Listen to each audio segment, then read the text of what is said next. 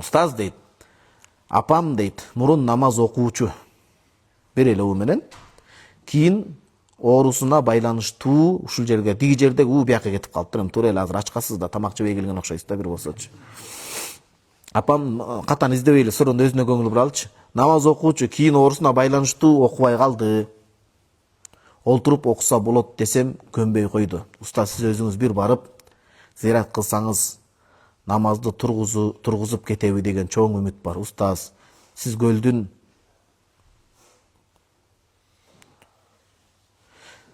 дейт, кургаган кесмесин сагынсаңыз керек. Үйгө бир келип даамсызып ооз тийип кетсеңиз, апама кезип кете аласыз. Кече сизди сурадык да биз. Жамаат эсиңиздердеби?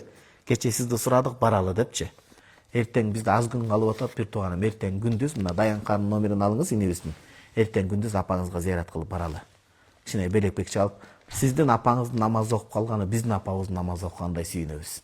Суроонун ээси эртең сөз барабыз. Азыр чыккандан кийин, куфтандан кийин парзынан эле чыгабыз.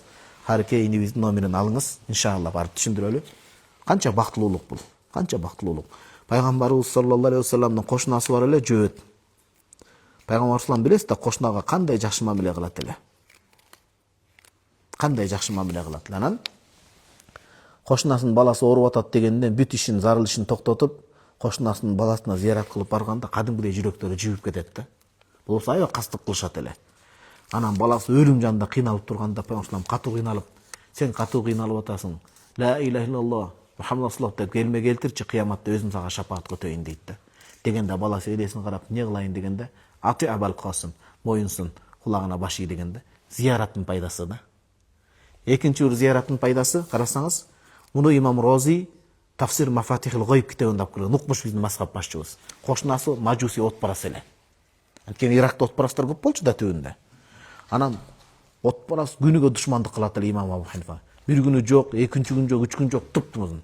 Имам Абу Ханифа кыжалат болуп, "Не болду бул жок? Адам көнүп калат экенсиң да бирөөгөчү."